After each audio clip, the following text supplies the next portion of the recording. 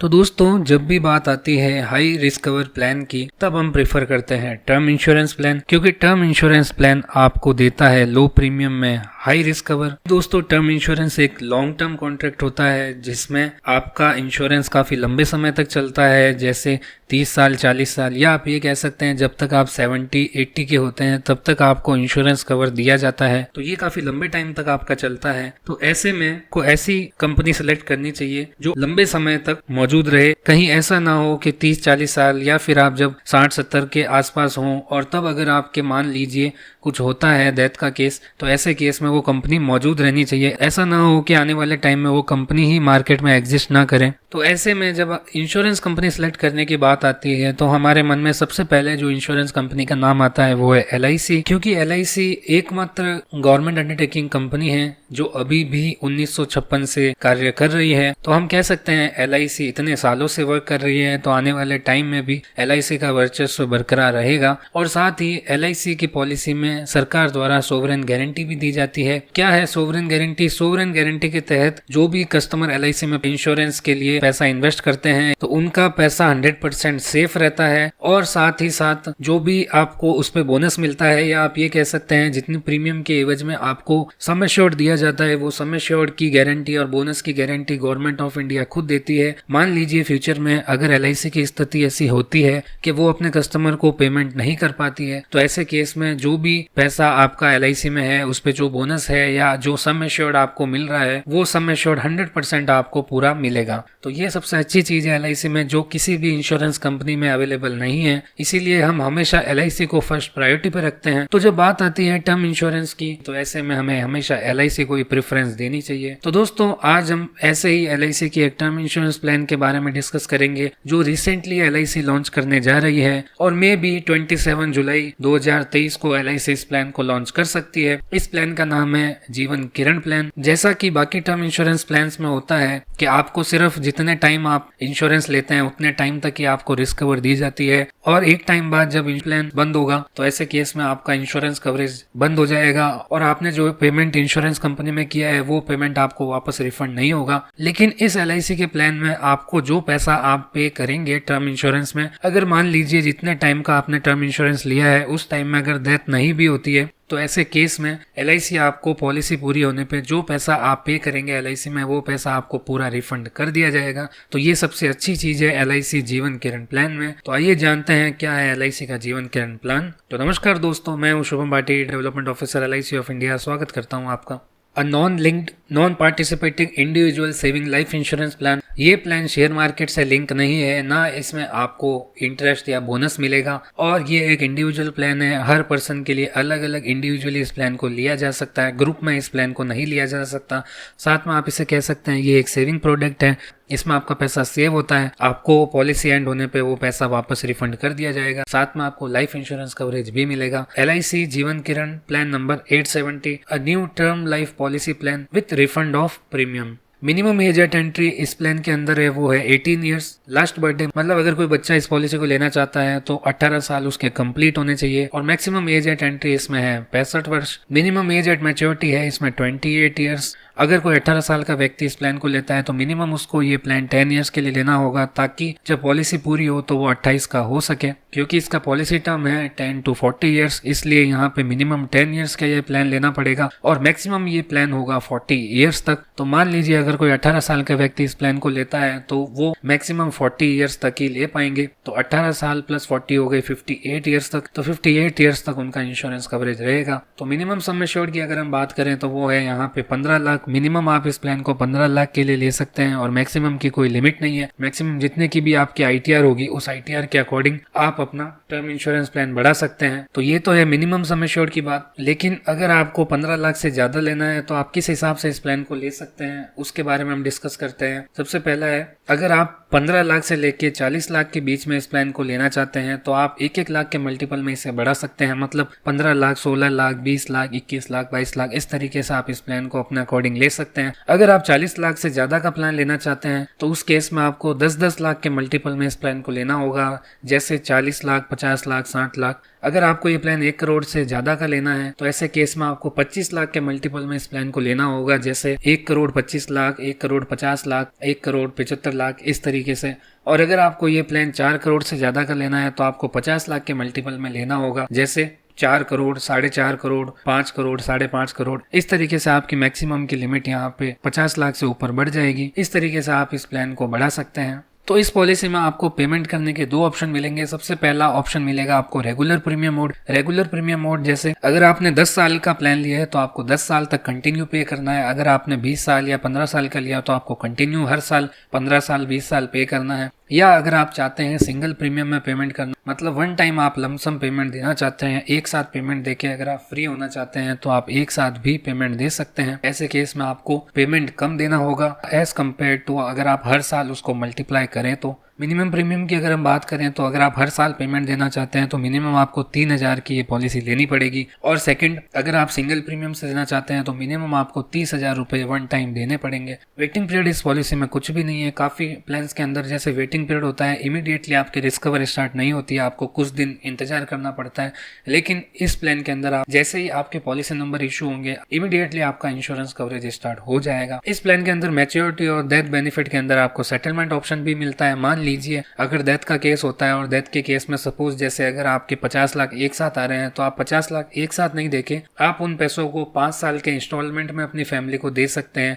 As a pension उनके ये काम आ जाएगा। या फिर आप चाह रहे हैं कि लास्ट में जो एक साथ पैसा मिले वो आपको एज अ पेंशन के रूप में मिले, वो आप 5 साल के लिए उस पेंशन को सेट कर सकते हैं। तो पेंशन के लिए यहाँ पे मिनिमम अमाउंट जो है वो मोड के अकॉर्डिंग यहाँ पे 5,000, 15,000, 25,000 और 50,000 रहेगा। फिर हम बात करते हैं प्रीमियम पेमेंट्स मोड्स की। तो जैसा कि हमने बात की है, यहाँ पे आपको 2 मोड मिलेंगे, रेगुलर प्रीमियम और सिंगल प्रीमियम। तो रेगुलर प्रीमियम अगर आप हर साल देना चाहते हैं तो आपके पास 2 ऑप्शन रहेंगे। आप चाहें तो 6 महीने से 2 बार दे सकते हैं हार्फेली, या आप साल में 1 बार भी दे सकते हैं। इस प्लान के अंदर आपको मिलेगा टैक्स बेनिफिट। जो भी आप प्रीमियम पे करेंगे हर साल, उन पैसों की आप इनकम टैक्स 80C में रिबेट ले सकते हैं। सेकंड, जो भी आपका डेथ क्लेम पे पैसा मिलेगा, जैसे 50 लाख, 1 करोड़, जितना भी आपने सम एश्योर्ड लिया है, वो पैसा भी आपका 10(10)D के तहत टैक्स फ्री होगा। थर्ड, इसमें आपको ग्रेस पीरियड का ऑप्शन भी मिलेगा।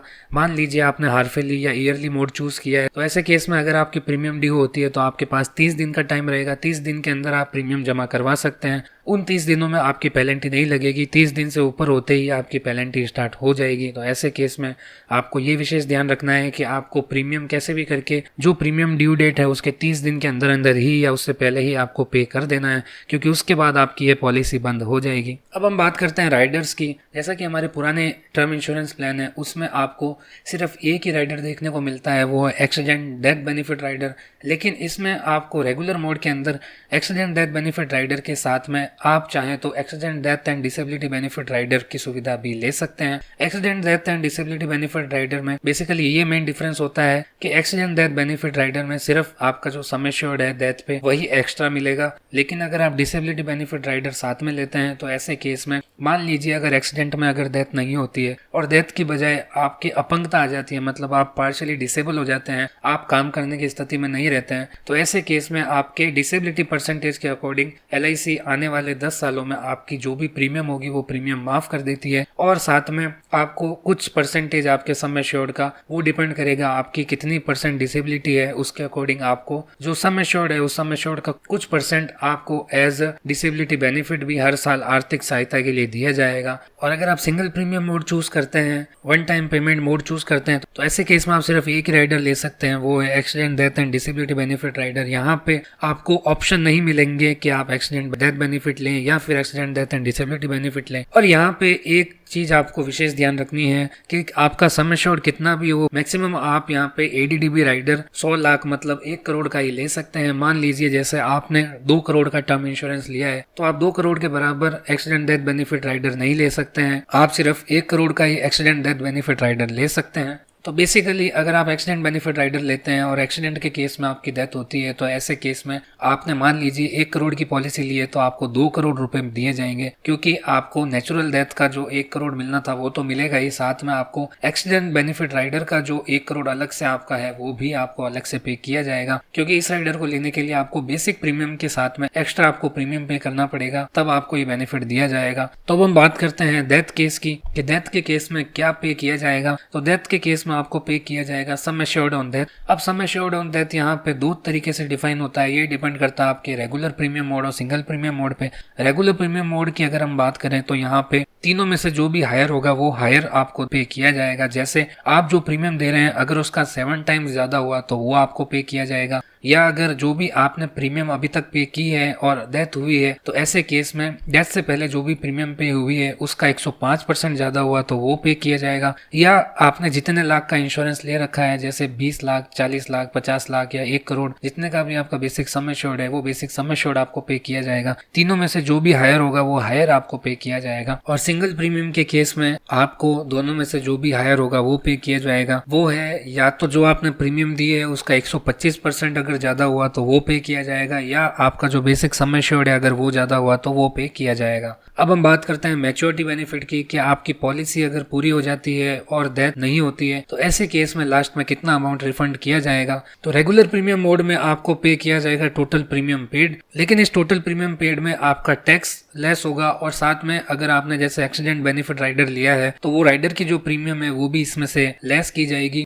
या अदर कोई एक्स्ट्रा चार्जेस कुछ लगते हैं तो ऐसे केस में वो सारे जो भी आपने प्रीमियम पे किए उसमें से लेस होके और लास्ट में आपको अमाउंट पे कर दिया जाएगा। और सिंगल प्रीमियम के केस में भी ऐसा ही होगा, जितनी सिंगल प्रीमियम वन टाइम आपने पे की है उसमें से आपका टैक्स का अमाउंट और आपका जो राइडर और एक्स्ट्रा प्रीमियम का जो अमाउंट है वो लेस करके और आपको एक साथ पेमेंट कर दिया जाएगा। तो फ्रेंड्स इस प्लान की प्रीमियम अभी तक आउट नहीं हुई है, तो आपको अगर अपनी एज पे प्रीमियम निकालनी है तो जब भी ये प्लान लॉन्च होगा तो मैं वीडियो के डिस्क्रिप्शन में एक प्रीमियम कैलकुलेटर का लिंक सेंड कर दूंगा। उसमें जाके आप अपनी डिटेल्स फिल करके अपने एज पे इस टर्म इंश्योरेंस के अंदर अपनी प्रीमियम कैलकुलेट कर सकते हैं, और साथ में आप ये भी कैलकुलेट कर सकते हैं कि लास्ट में आपको कितना अमाउंट मिलेगा और डेथ के केस में कितना अमाउंट मिलेगा। ये सारी डिटेल आपको उस प्रीमियम कैलकुलेशन के अंदर शो हो जाएगी। तो अब हम बात करते हैं सरेंडर वैल्यू की कि मान लीजिए आप पॉलिसी बीच में क्लोज करना चाहते हैं तो ऐसे केस में आपको क्या पे किया जाएगा। नॉर्मली टर्म इंश्योरेंस प्लान में सरेंडर वैल्यू नहीं मिलती है, लेकिन यहाँ पे आपको मैच्योरिटी मिल रही है इसीलिए आपको बीच में भी सरेंडर वैल्यू की फैसिलिटी दी जाएगी। तो रेगुलर प्रीमियम मोड में आपको मिनिमम 2 साल पेमेंट करना होगा। 2 साल से पहले बाकी पॉलिसी सरेंडर होती नहीं है, तो इसीलिए ये पॉलिसी भी आपकी सरेंडर नहीं हो पाएगी। तो सरेंडर वैल्यू का जो कैलकुलेशन फैक्टर रहेगा वो सबसे पहला आपका रहेगा जीएसवी, मतलब guarantor surrender value. Guarantor surrender value कैसे निकालेंगे, वो आपका होगा total premium paid into guarantor surrender value factor applicable to total premium paid. जो भी आपने प्रीमियम पे की है वो मल्टीप्लाई होगा गारंटर सरेंडर वैल्यू फैक्टर का।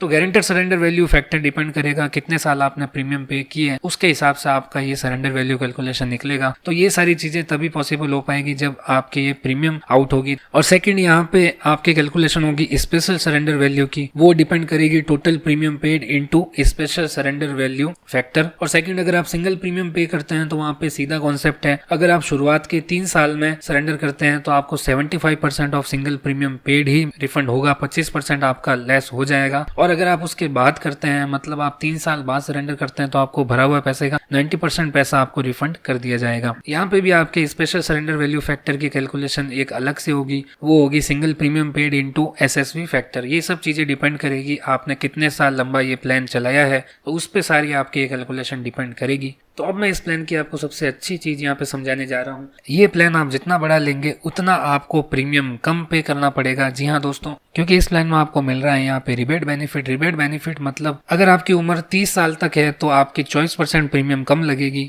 मान लीजिए आपने 50 लाख से कम ये पॉलिसी ली है, तब आप इस चीज का बेनिफिट नहीं ले पाएंगे। लेकिन अगर आपका सम एश्योर्ड 50 लाख से 1 करोड़ है, मतलब आप अगर टर्म इंश्योरेंस 50 लाख से 1 करोड़ के बीच में अगर प्लान कर रहे हैं, तो ऐसे केस में 24% प्रीमियम कम देनी पड़ेगी। जो भी आपकी प्रीमियम आएगी उसमें से 24% प्रीमियम लेस हो जाएगी। तो जो भी आपकी प्रीमियम होगी वो 24% कम देनी पड़ेगी। तो ये 24% कम किसकी देनी है? जैसे मान लीजिए आपको लेना है 1 करोड़ का टर्म इंश्योरेंस, लेकिन आप चाह रहे हैं कि मैं 50-50 लाख के 2 टर्म इंश्योरेंस लूं, तो ऐसे केस में अगर आप 50-50 लाख के 2 टर्म इंश्योरेंस लेंगे तो आपको प्रीमियम ज्यादा देना पड़ेगा। बजाय इसके अगर आप एक 1 करोड़ का टर्म प्लान लें, तो ऐसे केस में आपको जो दोनों टर्म इंश्योरेंस की प्रीमियम है उसके हिसाब से 24% आपकी प्रीमियम कम लगेगी। इसी तरीके से आपके परसेंटेज फैक्टर डिपेंड करेंगे आपकी एज पे और कितने लाख का आप सम एश्योर्ड ले रहे हैं उस पे। तो इस हिसाब से जितना बड़ा आप इंश्योरेंस लेंगे उतना आपको प्रीमियम कम पे करना पड़ेगा। और सिंगल प्रीमियम में भी यहाँ पे इसी तरीके से आपकी एज और सम एश्योर्ड के हिसाब से आपकी प्रीमियम कम होती जाएगी। जितना बड़ा आप प्रीमियम लेंगे उतनी आपकी प्रीमियम कम होती जाएगी। तो इस प्लान के अंदर आपको क्या क्या बेनिफिट मिलते हैं? सबसे पहला आपको मिलता है यहाँ पे मैच्योरिटी बेनिफिट, जो बाकी टर्म इंश्योरेंस प्लान में नहीं मिलता है। सेकंड, आपको इसमें पेड अप वैल्यू भी दी जाती है। जैसे मान लीजिए कुछ टाइम बाद आप पॉलिसी नहीं भर पाते हैं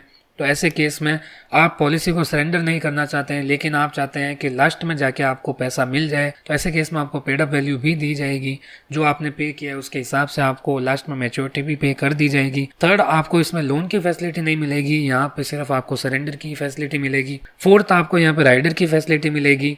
जो राइडर्स आपके पास अवेलेबल होंगे वो होंगे ADB एंड AD&DB। इसमें आप डेथ क्लेम या फिर मैच्योरिटी को इंस्टॉलमेंट्स में भी पे कर सकते हैं। और लास्ट, ये नॉन मेडिकल स्कीम में नहीं आएगी, आपको प्रोफेशन के हिसाब से और सम एश्योर्ड के हिसाब से मेडिकल करवाना पड़ेगा। तो फ्रेंड्स, ये था हमारा LIC का जीवन किरण प्लान। तो आशा करता हूँ आपको ये प्लान अच्छे से समझ आया होगा। अगर आपको इस प्लान में कुछ भी डाउट हो तो आप मुझे नीचे कमेंट में ज़रूर बताइएगा, मैं आपकी पूरी सहायता करूंगा। तो जब भी ये प्लान लॉन्च होगा और इसके प्रीमियम आउट होगी, मैं एक अलग से वीडियो बना दूंगा जिसमें आपको मैं पूरे कैलकुलेशन के साथ ये प्लान बता दूंगा। ये 50 लाख का या 1 करोड़ का लेते हैं तो कितना आपको पे करना पड़ेगा। तो फ्रेंड्स, इसी के साथ अब मैं आपसे अलविदा लेता हूँ। आशा करता हूँ आपको ये वीडियो अच्छा लगा होगा। अगर आपको ये वीडियो अच्छा लगा हो तो इस वीडियो को लाइक कीजिएगा एंड अपने फ्रेंड्स एंड कलीग्स एंड अपने कस्टमर के साथ इस वीडियो को जरूर शेयर कीजिएगा। और अगर आप इस चैनल पर न्यू है तो इस चैनल को जरूर सब्सक्राइब कर दीजिएगा। Okay friends, thank you.